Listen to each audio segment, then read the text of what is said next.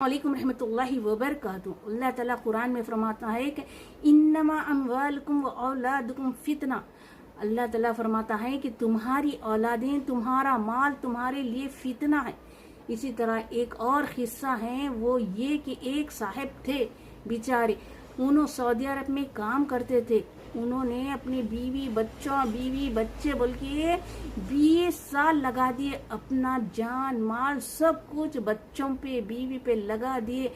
बच्चे अच्छा पढ़ना, अच्छे स्कूलों में पढ़ना बोल के बीवी की हर ख्वाहिश पूरी करना, जो नया निकला वो होना, बीवी को जो चीज जो फैशन निकला, नई फ्रिज, नया वॉशिंग मशीन जो आजकल चल रही वो होना। तो बेचारा दिन रात दो नौकरियां करके बीवी बच्चों के वास्ते है ना, दो नौकरियां करके उनकी हर ख्वाहिश पूरी करते करते फिर घर बनाया, जमीन लिया, घर बनाया, दो नौकरियां करके जमीन लेके अच्छा से अच्छा घर बनाया।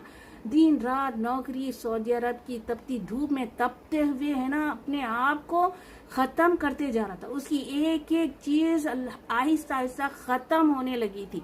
आखिरी में उसके गुर्दे, उसकी हर चीज, फेफड़े वगैरह सब खत्म हो रहे थे। तो आखिरी में उसको इंडिया भिजा दिया गया।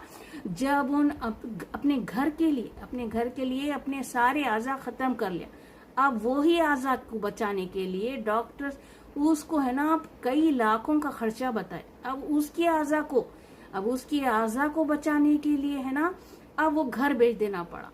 अब वो बच्चे बीवी उसके नहीं रहे, बच्चे है ना आवारा हो गए। उसको बच्चों की खातिर अच्छा पढ़ाने की, अच्छे निकलना बल्कि बच्चों पे लगाया पैसा। काश वो पैसा अल्लाह ताला की बैंक में जमा कर देता, कोई मस्जिद बना देता, तो आज उसके लिए सवाबे जारिया रहता।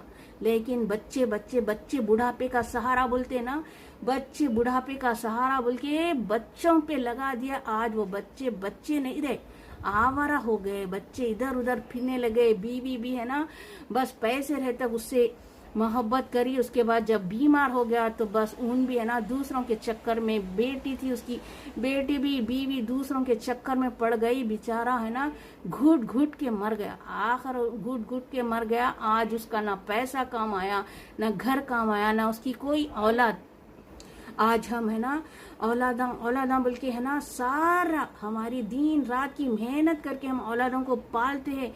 वो फिर जब हम बीमार हो जाते हैं तो वो बुढ़ापे का सहारा बनने के बावजूद वो औलाद अब उन पर हम बोझ नजर आते हैं। अब हम नहीं उनको बोझ दिखते हैं कि अब बुढ़े हो गए, इनका क्या पुकारा वगैरह बोल के है ना, अब वो लोग ऐसा हमको है ना घिनौनी नजरों से देखते हैं। तो ऐसे औलादों को लगाने से पहले पैसा है ना, हम हमारा पैसा मस्जिदों में लगाएं, मस्जिदों की तामीर करें ताकि हमारे को सवाबे जारिया बने, और सदकात दे। सदका से है ना बीमारियां भी नहीं आते, आने वाले बीमारियां भी थम जाते। अल्लाह ताला फरमाता है ना सदका से है ना हमारे बीमारियां नहीं आते, सदका से हमारी बीमारियों की रोकथाम होती। आज हम है ना बच्चों पे लगा देते पैसे, वो ही पैसा अल्लाह के बैंक में हम 1 रुपया भी जमा करें तो अल्लाह बढ़ा के हमको दुनिया में भी देगा और आखिरत में तो इसका हिस्सा है ही है। तो इसलिए है ना ये औलादा और ये माल है ना फितना है हमारे लिए।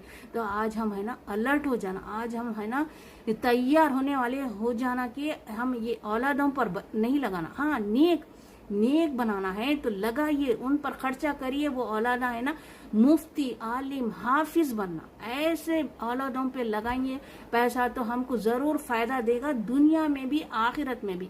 लेकिन जब बच्चे हमको समझ में आया था, जब पढ़ रहे नहीं बच्चे इधर उधर जा रहे तो छोड़ देना, हम हमारी आखिरत की तैयारी कर लेना शुरू कर देना।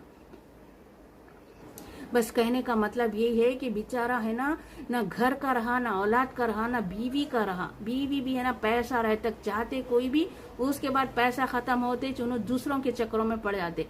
औलादा भी ऐसी चाहे तो अल्लाह के वास्ते अपना है ना सदक़े जारिया तैयार करके जाइए, कुछ लगा के जाइए, कुछ यतीम खानों में दे के जाइए, कुछ मस्जिदा बना कर जाइए। बस ये कहना था। हमारा ये माल और औलादें फितना है, फितना, बस इससे बचिए। अस्सलाम वालेकुम।